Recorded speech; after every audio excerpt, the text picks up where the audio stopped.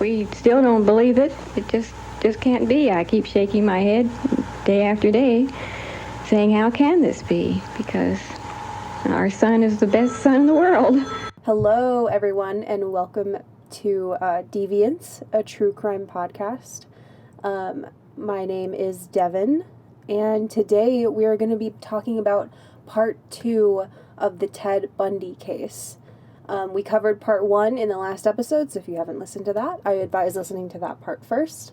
But other than that, let's just get into it because I am so excited. So here we go. So last time, I do apologize, I actually failed to mention a couple of other victims before Ted's attempted kidnapping of Carol Deranche that actually played a pretty important role in his arrest later on. So I'm just going to list those off really quick and then we can get back to where we ended the last episode. So this first one was 17-year-old Melissa Smith. She was the daughter of the Midvale, Utah police chief, actually. And when Ted abducted her, he raped, sodomized, and strangled her, and her body wasn't found until 9 days after she went missing, which is really sad. The second victim was 17-year-old Laura Amy, I think is how you pronounce her last name. And if you didn't notice, his victims are getting like younger and younger here. And she disappeared on Halloween, and her remains weren't found until Thanksgiving Day, about a month later, which, what a fun way to spend your holiday, right? Oh, and of course, and just in case you forgot, Ted was in fact a necrophiliac, and these victims were unfortunately no exception to that. So, okay, yeah, so there were those two victims that happened before Carol Deranche that I failed to mention, that played an important part later on. So we're finally caught up. We're back to where we left off last time. And just in case you forgot, let me just do a quick recap. We left off with Ted having failed at kidnapping Carol Deranche because he had accidentally put both of the handcuffs he was using on her on one of her arms. So she was able to kick him in the balls and, like, take off and run away and report it to the police, right? So after, like, literally a couple hours after that, because he had just gotten, like, murder blue-balled, like I said, Ted drove, like, 20 or so miles to a nearby high school where he kidnapped a girl named Deborah Kent, and he accidentally left the keys to the handcuffs in the parking lot of the high school, right? So, which immediately places him at the crime scene and also connects those two kidnappings. And actually, what's funny to me about that whole situation, which, I mean, it's not a funny situation, but something that I find slightly humorous is that Ted had this infamous quote when he was, like, doing his interviews where he said, you learn what you need to kill and take care of the details. It's like changing a tire. The first time you're careful, but by the 13th time you can't remember where you left the lug wrench. So while all of this is going on, like 9 months or so after Carol Deranche escaped and told the cops everything, obviously, that she could remember about Ted, on January 12th, 1975, in Aspen, Colorado, 23-year-old Karen Campbell, who, by the way, was just on vacation with her fiancé and his 2 kids. That's so horrible, but she disappeared from the hotel that they were staying at, and her body was found in a snowbank about a month later on February 18th, and her body was completely naked and had evidence of being raped. This next one was on March 15th, 1975, in Vail, Colorado. Her name was Julie Cunningham, and she was 26. So she was actually, I think, the oldest victim that he ever had. And she's not even old. She's 26. But I'm just saying, like, the oldest of his victims. And she had agreed to meet with her roommate at a bar that night. And like other girls who had plans that night, just never showed up. And even though her body was never found, Bundy did confess to murdering her right before he was executed, along with many others, but we'll get into that. The next one was in Grand Junction, Colorado, on April 6th, 1975, and keep in mind, these are all like a month apart. Sometimes a little bit less, sometimes a little bit more, but every time they're like roughly a month apart, which is so weird. And her name was Denise Lynn Oliverson. And this is really sad. She had apparently gotten into an argument with her husband that night and had ridden her bike to go to her parents' house, but unfortunately she never got there. Ted got to her first, obviously. And her husband, he reported her missing because he contacted her parents and he was like, hey, is she there? And they were like, no. So, I mean, obviously he called the police. And although Bundy claimed that he'd thrown her body into the Colorado River, which was like a couple miles from where her bike was found after she went missing, they still have never found her body. And it's just really sad because the last thing that she did before she died was get into an argument with her husband. Like, that sucks. And then a month later, on May 6th, 1975, in Pocatello, Idaho. Yeah. And keep in mind, this is so far the fourth state that Ted has killed in. And they're all, again, only like a month apart from each other, which is so insane.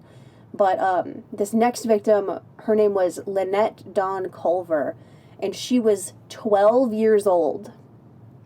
And Bundy abducted her from her school. And after that, I mean, no one knew what happened to her until, like, he confessed, like, what was it, like 10 years later to having thrown her body into the Snake River. And her body's obviously never been found. She was 12, guys. 12 years old. And then, on June 28th, 1975, Susan Curtis, who was 15 years old, disappeared in Provo, Utah. She disappeared from her university, and Bundy claimed to have buried her body, like 75 miles away from where she went missing, but they've also never found her body. So, I think towards the end, honestly, he just kind of started saying shit, you know, because, like, he left so many victims just out in the wilderness for the animals to get after he was done with them. So, like, who knows what happened to them, which is just fucking horrific, dude. It's so sad. Those are his victims before he got caught. So let's get into how exactly Bundy got caught for all of this, because I feel like there's a little bit of confusion in, like, that whole area when it comes to this case. Like, even I was confused about how and why he got caught. So on August 16th, 1975, so, like, only that's over a month after his last victim that we know of, a cop named Officer Haywood was, like, just finishing up his shift that night in, like, a small suburb right outside of Salt Lake City. And since this is, like, a small town that he works in, and it's one of those places where, like, everyone knows each other, like, you know the type of town, right? He knows the regular routines and stuff, and, like, when people come and go, and, like, who's supposed to be there, and, like, blah, blah, blah, like, all that stuff, right? He has a good understanding of what is normal for his town, and, like, what's not normal. So, like I said, he's just finishing up his shift that night, and he sees Ted's infamous VW Bug driving in the neighborhood, and he doesn't recognize it. And not only is it driving around the neighborhood, it passes by him, like, more than once. So, Officer Haywood takes notice of that, and he also, while taking notice of that, he also remembered that there were 2 teenage girls that were home alone that night in this neighborhood because their parents were on vacation. And again, this is, like, a small town, so, like, everyone knows everyone else's business. So Officer Haywood's thought process here is obviously, like, okay, is this random car that I don't recognize trying to case this house because whoever's inside of it knows that those girls are there by themselves? You know what I mean? So he starts following Ted and turns on his lights and tries to pull him over, but Ted, like, won't pull over. So after, like, it was a few minutes of what basically just like a mini car chase, Ted eventually pulls over, and when he does, Officer Haywood, like, when he gets to the window, he notices there's, like, no passenger seat in Ted's car, and that the handle is missing on the passenger door, right? Which is, like, super weird. So Haywood starts questioning him, like, what are you doing here? Who are you? Like, do you have an ID? Like, what's going on? So yeah, Bundy gives him his info and says he was in town. This is important. He says he's in town to see the movie Towering Inferno, right? But because Haywood is a good cop who knows his town really well and knows everything that's going on, he knows that Towering Inferno isn't playing at the local theater, so he immediately knows that Bundy is completely full of shit, right? Like, he's just like, nope, you're full of it. Wrong answer. Try again, buddy. So because Bundy's, like, a complete idiot and, like, just got caught lying to a police officer, Haywood is like, okay, I think I now have probable cause to search your vehicle. So, obviously he does. And then when he searches it, he finds what is basically a full-blown kidnapping slash rape slash murder kit in the car. And I'm gonna post a photo of this murder kit on Instagram, which, by the way, is at Deviance Podcast. So you can see exactly what they found, because it's so insane. But basically what was in it was a ski mask, a mask made of pantyhose, handcuffs, gloves, a crowbar, rope, an ice pick, trash bags, tape, and just like a bunch of stuff like that. And again, I'll post a photo of this on Instagram if you want to see it. So because of a few reasons, basically, one, Ted was suspiciously driving back and forth in a neighborhood he didn't belong in. Two, he led Officer Haywood in what was basically a mini police chase. Three, had a super weird car where the passenger seat and the handle on the passenger door were both missing. Four, lied to a police officer about why he was there. And five, had a full-blown murder kit in his car.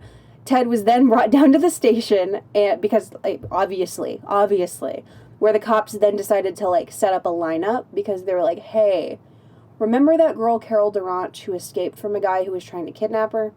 Let's bring her in and see if she can tell us if this is that guy. And so they did, and guess what? Big shock. Carol literally picked him out of the lineup, like, immediately. There's a photo of this lineup, too, which I will also post on Instagram if you want to see it. So, obviously, after Carol points him out, he's immediately arrested. And it was after his arrest when cops from, like, all the other surrounding estates where Ted had, like, abducted and killed all those other girls, like, finally started connecting the dots back to him.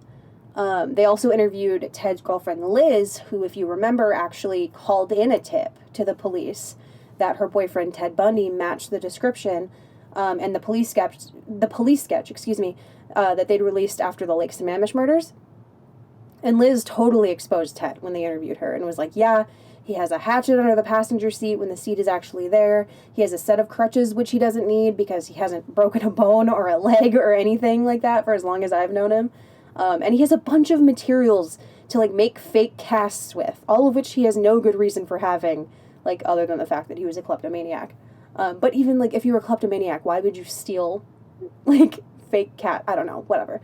And so because there had been witnesses and tips that this Ted guy was, like, approaching girls with a cast on his arm and with crutches and stuff, this obviously set off an alarm to the cops, who were like, oh, this is probably the guy. So Ted is obviously sent to Utah State Prison. And at this point, a detective named Jerry Thompson started making connections between these cases and the one that happened in Aspen, Colorado. And in 1977, 2 years after Ted's initial arrest, they extradited Ted to Colorado to face a murder charge of Karen Campbell, the woman who had gone missing while on vacation with her husband and kids. And then after they extradited him, they got a search warrant for his apartment, where they found a few things. One of which was a guide to Colorado ski resorts with a check mark by the Wildwood Inn, which is where Karen Campbell had been staying, a brochure for the play that was showing at the high school that he kidnapped Deborah Kent from.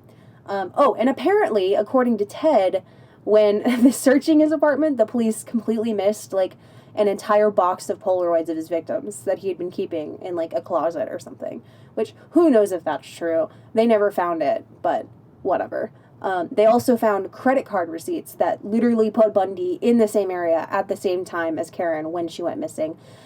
And they found some strands of Karen's hair. So obviously they found everything they needed to connect Ted to Karen's murder. Like, it was obvious. So at this point, Ted had been in prison for, like, 2 years now, and he decided that because he had gone to law school for, like, 5 seconds, he decided he wanted to act as his own lawyer. Yeah, that's right. He wanted to act as his own lawyer, which is usually a death sentence, literally, in this case. And because Ted thought he was, like, really special and important, he demanded not to be shackled like some sort of regular prisoner when he was in court because he was an attorney. And somehow he actually convinced the guards to do that. Not only do that, but also to let him study in the law library during court recess. And so the law library was on the second floor of the courthouse. because that's where lawyers during recess would go up and study or whatever. And so during the recess, that's what Ted did. He wanted to go up to the library to study. So the guards brought him up there, and they look away for like maximum 60 seconds. Maximum. And in that span of time, Ted managed to open the second-story window, jump out of the window, and then just escape into the Colorado wilderness. 1 minute, and he was gone. Just disappeared into the horizon. Oh my God. Ted ended up living out in the Colorado woods for 6 days. 6 days. And while he was out there, I mean, all he pretty much did was, like, stay in cabins and, like, steal food and clothes and stuff. And he literally just lived in the wilderness for, like, a week. Then, after 6 days in the woods, he steals a car, and he's so close to getting away when he's stopped for erratic driving and arrested again. What are you doing, dude? Like, what are you doing? That's like the big pattern here, is that he keeps getting caught because he keeps just being reckless and getting pulled over for traffic violations.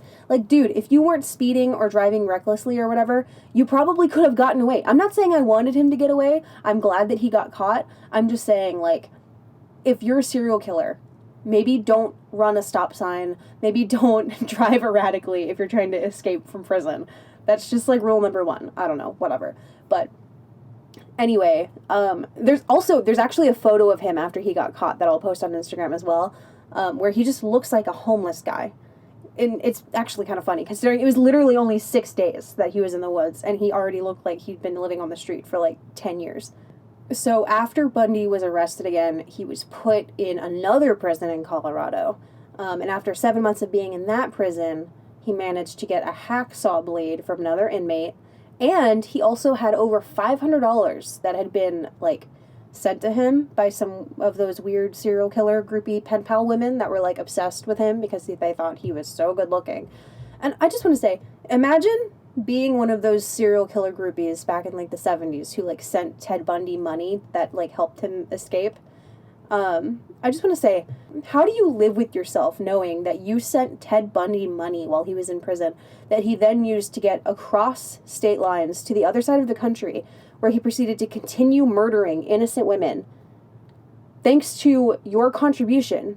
That's like an evil GoFundMe. That's like the opposite of a GoFundMe. That's crazy. I wouldn't be able to live with myself, and I wouldn't do it in the first place, but still. So with the hacksaw blade, Ted managed to saw a tiny hole in the corner of the ceiling in his prison cell, and because the hole had to be really small so no one noticed it, he proceeded to lose 30 pounds so he could fit through the hole. And Ted's not a big guy. He's a pretty skinny, average-ish sized guy, so, like, the fact that he lost 30 pounds is, like, that's quite a bit of weight for someone who looked like him.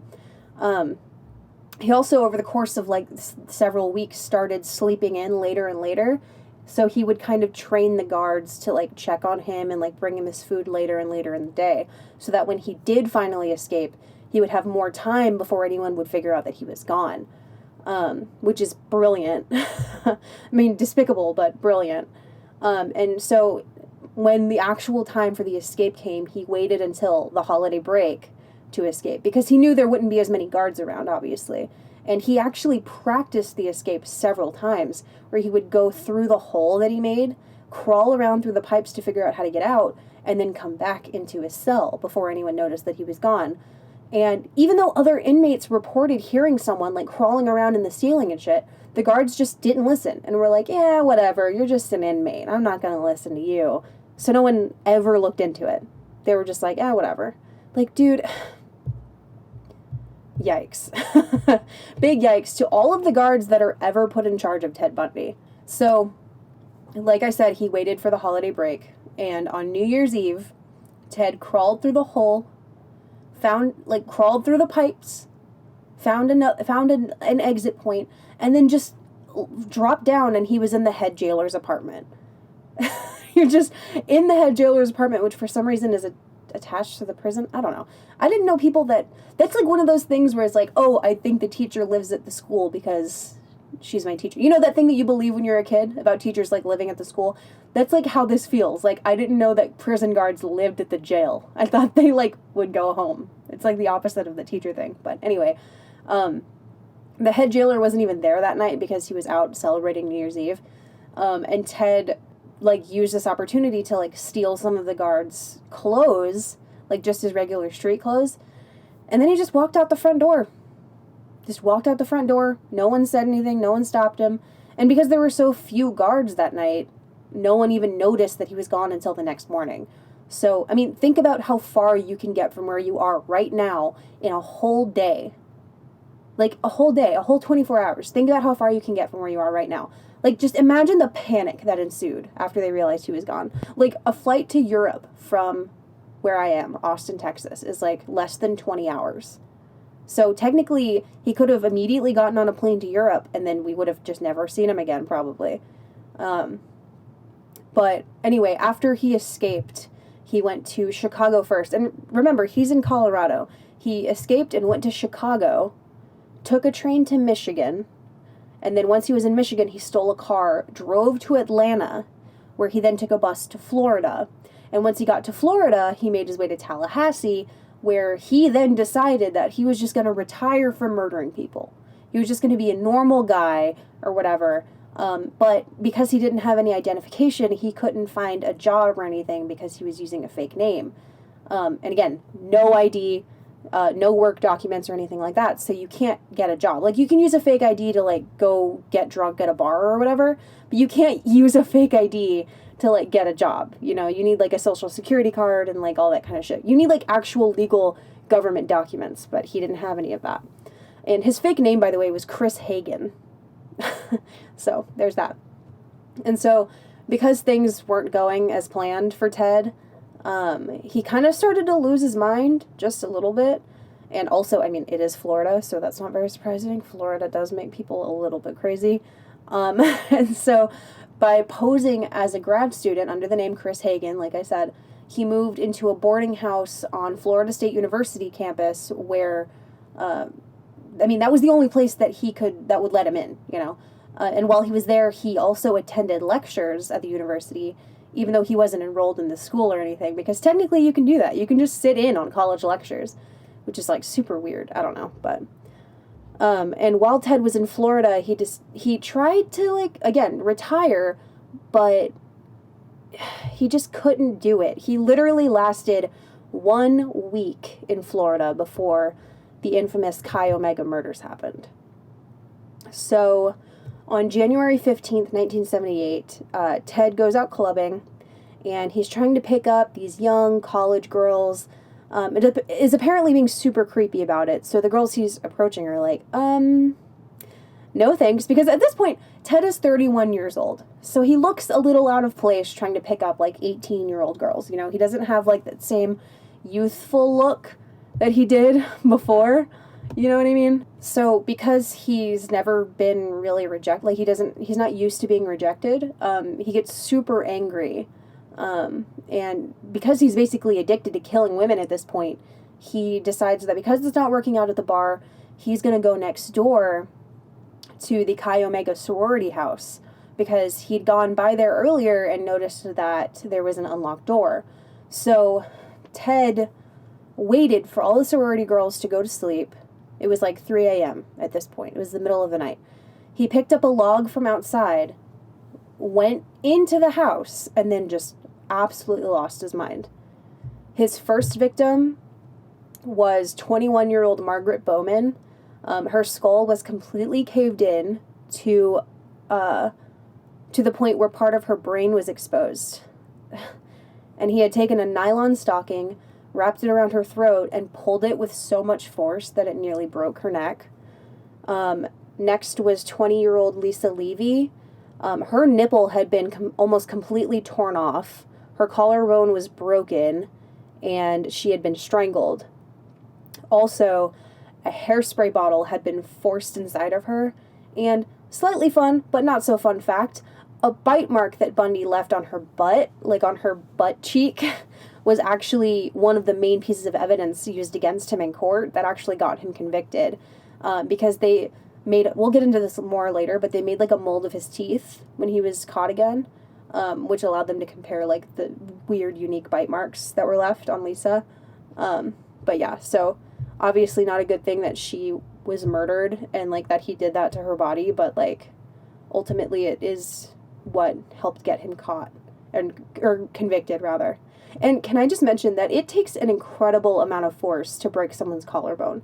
Like, that is not an easy task, and Bundy was able to break it just from pure force. Like, all he had was a log.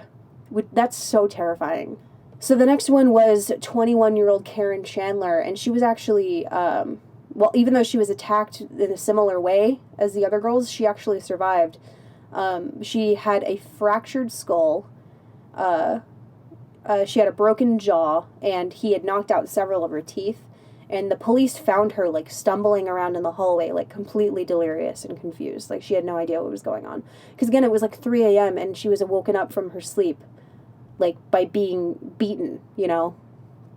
The next one was 20-year-old Kathy Kleiner, who was found sitting upright in her bed with her head in her hands and blood just gushing from her head. She had multiple lacerations to her face and head, and her jaw had been broken in several places, and her teeth were just permanently loosened, like for the rest of her life. She survived the attack, but she never remembered the attack because she was asleep when it happened, obviously.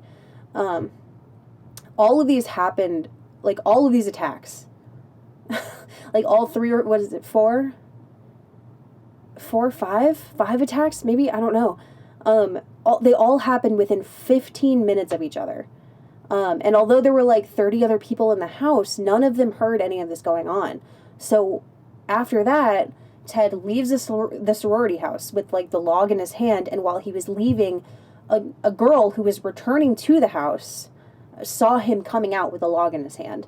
And then another guy saw him down the street with a log in his hand still too. So, I mean, 2 people have seen him now, so that's not good for him. And so instead of just leaving the scene completely, like just disappearing because he's just murdered like 5 women, he decides, because he's a genius, to break into 21-year-old Cheryl Thomas's house that was just down the road by entering through her basement window. And the violence that he committed against her was so loud and so brutal that it woke up all of her neighbors, who said that the banging from him beating her in the head with the log could be heard throughout the entire house. She suffered from 5 different skull fractures, a broken jaw, her shoulder was dislocated, and Ted also masturbated onto her bed. And thankfully she survived, but she had permanent hearing loss in one of her ears, had cranial nerve damage that affected her equilibrium for the rest of her life, so she just has vertigo all the time now. And on top of that, she was a dancer, and this attack completely, like, ended her career. Like, she was never able to dance again because, like, you can't, like, if you have vertigo all the time, like chronic vertigo, you obviously can't be a dancer because you can't dance. You know what I mean? Like, that's so fucked up.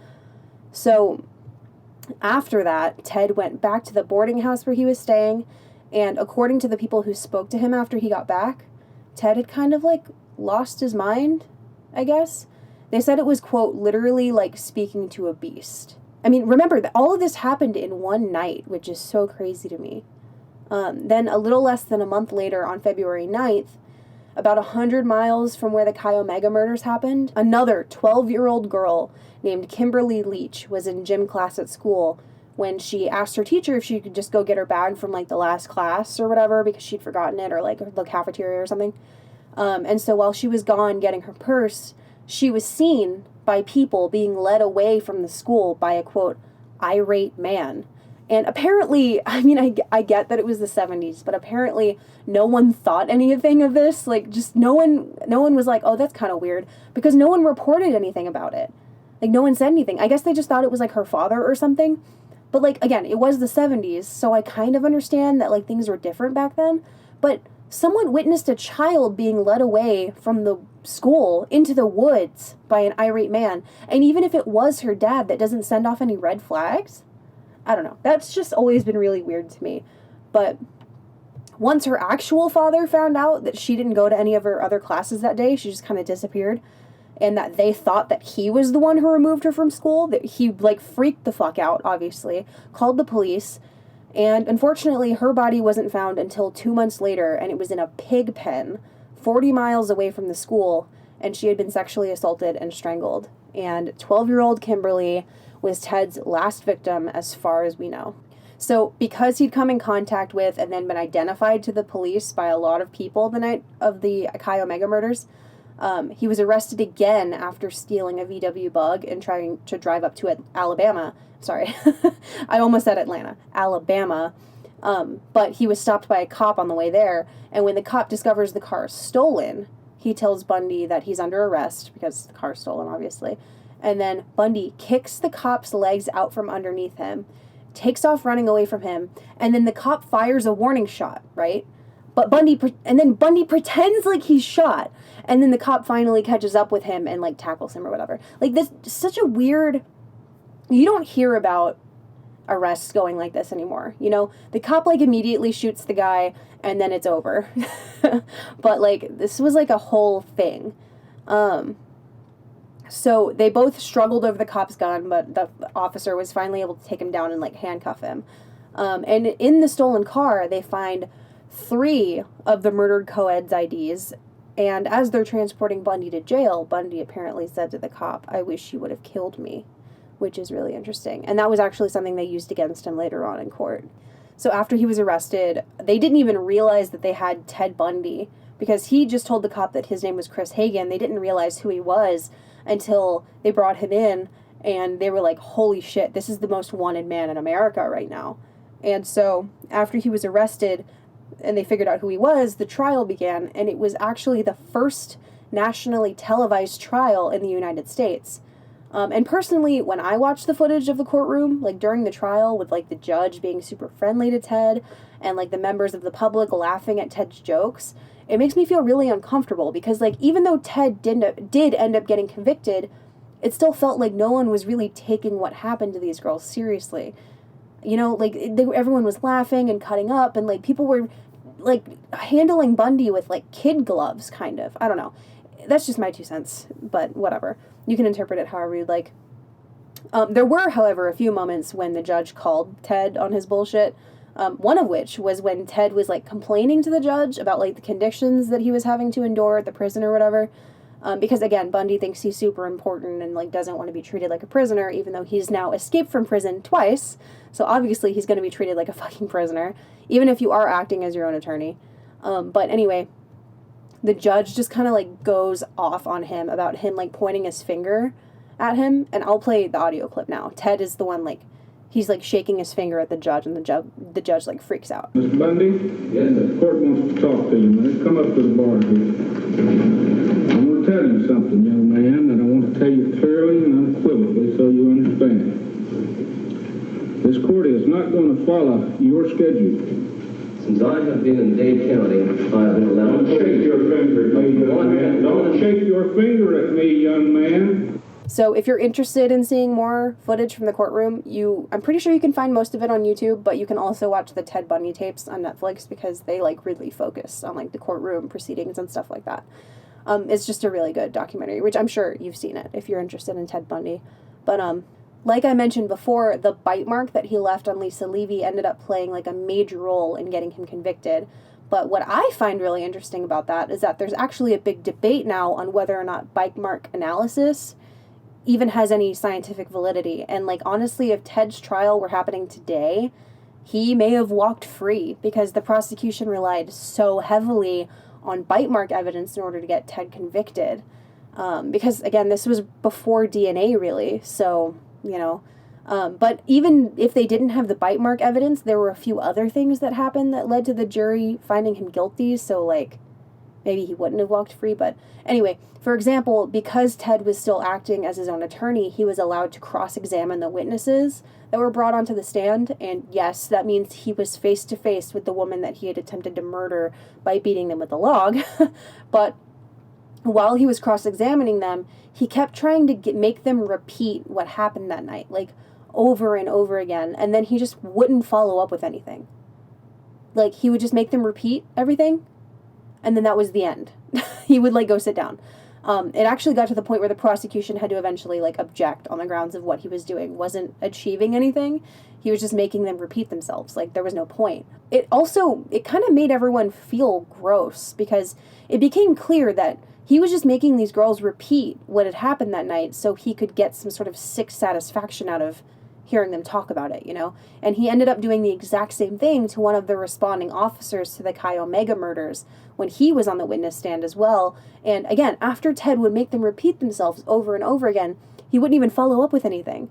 He would just sit back down and say he had no further questions. Like, what kind of... That's so obviously... I don't know. He just made it really hard for himself in, like, not getting convicted. I don't know.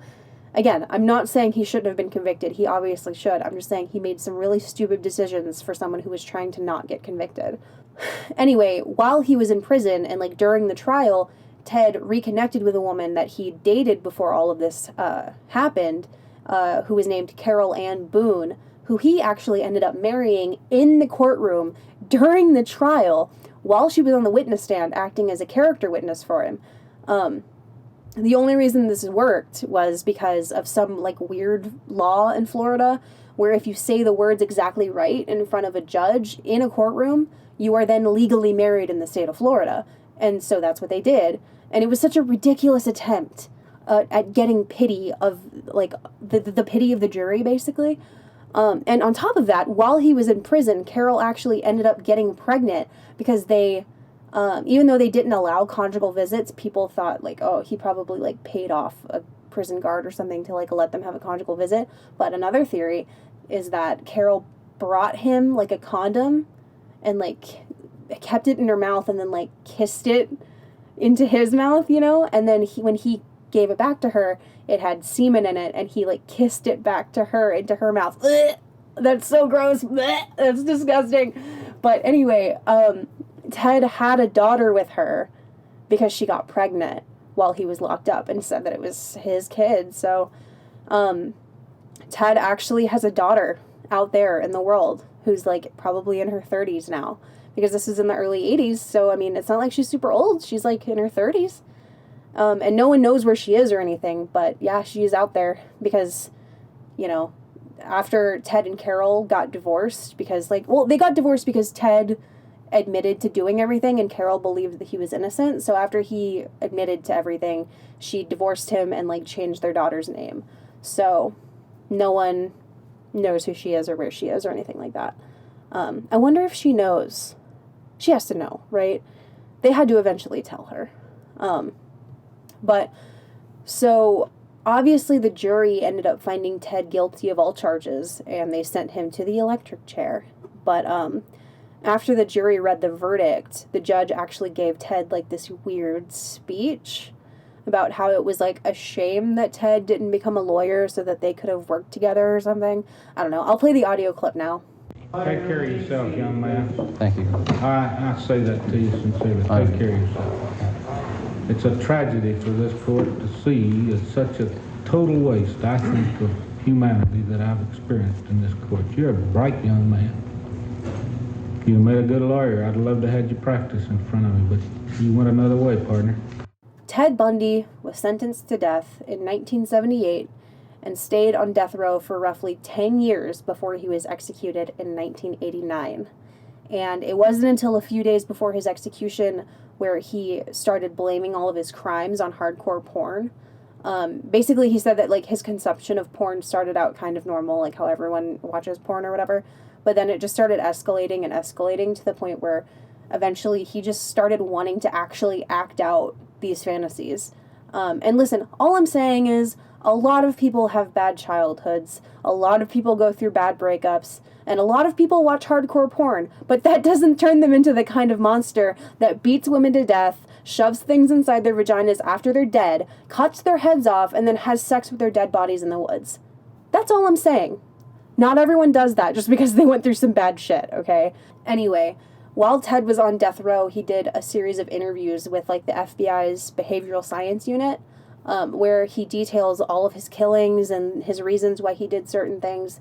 And if you watch the Ted Bundy tapes on Netflix, the whole, like, 4-part documentary, it's based on those tapes.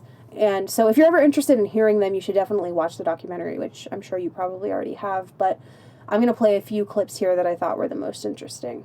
Can you hear that? I can hear you. Okay. I just said that the Hawkins girl's head was severed and taken up the road about 25 to 50 yards and buried in a location about 10 yards west of the road on a rocky hillside. Did you hear that? Mm-hmm. Was she alive or dead? Oh, no, she was quite, she was unconscious, but she was very much alive. Mm-hmm. One of the things that makes it a little bit, among the things that makes it difficult is that at this point she was quite lucid, talking about things, about some, it's funny, it's not funny, but it's odd, the kinds of things people say under those circumstances. And she said that she thought that she had a Spanish test the next day, and she thought that I had taken her to help tutor me for a Spanish test. Well, I skipped over some stuff there, and we'll have to get back to it sometime, but it's just too hard for me to talk about right now. Something that I always thought was crazy about the Bundy case was how many young women came to his trial because they thought he was innocent, like purely based on the fact that he was handsome and charismatic. Like that was really the only reason they ever really provided regarding their obsession with him. And I did mention this before, but it was girls like that who ended up sending him money, which he used after escaping prison to get to different states and murder even more women. Like, imagine being one of those girls who sent him money and therefore being indirectly but kind of directly responsible for even more innocent young women being killed by Ted. Like, I just want to bring that up again. Like, that is absolutely insane. But Ted obviously failed at trying to earn the pity of, like, the religious right by blaming his killings on porn or whatever. He actually tried to ask the Supreme Court to delay his execution so he could have more time on death row, but it was rejected the day before his execution. The vote was actually really close, like shockingly close. The vote was 5-4, which is so crazy to me. There was a possibility that he could appeal for clemency, which is just another way to delay an execution, but according to a news report the day before he died, apparently between 1925 and 1989, there had been over 200 appeals for clemency in the state of Florida, but only 6 of them ever actually got granted. So it was really unlikely that that would even work, especially considering literally everyone wanted him to be executed. So he basically had no chance of buying more time, which is good. So Ted was actually only being put to death for 3 of the 30-plus murders that he admitted to. And because his trial was televised and he was hated by people all over the United States, people literally treated his execution like it was the 4th of July. Like, there were people who made and were wearing t-shirts that said, "Burn, Bundy, burn, Bundy's last chance at life," with like a cartoon drawing of Bundy in the electric chair, which, by the way, I actually own one of these shirts, not an original, but like a recreation. And there were people like yelling and clapping and chanting, especially when his hearse drove by the crowd. There were people like setting off fireworks. It was like this huge celebration. And apparently Ted approached his execution with like the same kind of demeanor he had in the courtroom during his trial 10 years before. Here's a clip of one of the witnesses describing Ted's behavior on the day that he was executed. I don't remember any moment like this in my life. His demeanor was puzzling to all of us as 40 witnesses in there, and I'm sure going through everybody's head in there is, why is he smiling at us? The best way I could describe his demeanor in the room before he sat down was almost like a performer on closing night. It was all about him. He wanted as much attention as he possibly could have. Was Ted Bundy mentally ill? He wasn't right, but he wasn't mentally ill. So yeah, Theodore Robert Bundy was executed via electric chair the morning of January 24th, 1989, 15 years after his first murder. And while researching this case, I actually found an interesting comment under a video of Ted's last interview that he ever did, which I will share with you now. It reads, "I was the age of his victims at the time and remember all of this. I baked a cake on his execution day for my work group. It was a celebration for women of the time. He changed the way we all went about our lives. At the time, we expected monsters to look like monsters, not the man your mother wanted you to marry. I think he lacked a conscience, and looked upon women he didn't know as prey. When I was young, I was likely that gullible and could have been a victim. Thank God technology can catch up to people like this earlier now with DNA. That wasn't available then. Bundy is where he should be. He didn't deserve mercy. And that is all I have for the Ted Bundy case. He was a complete monster, and I figured I would cover him first just because there's been so much talk about him the past few months with like the documentary and then the Extremely Wicked movie with Zac Efron that came out recently. I kind of just wanted to remind people like who he actually was and like what he did, because all of the people romanticizing him is like kind of insane. But yeah, once again, that's all I have for you today. Thank you so much for listening. Yeah, I guess. And stay safe out there. Bye. Bye, Ted Bundy, goodbye. Ted Bundy, you're dead! Very few like Ted Bundy, but there are others who have killed many people. I think we need to know much more about our society and who we are and what makes us who we have become. We don't know nearly enough about that.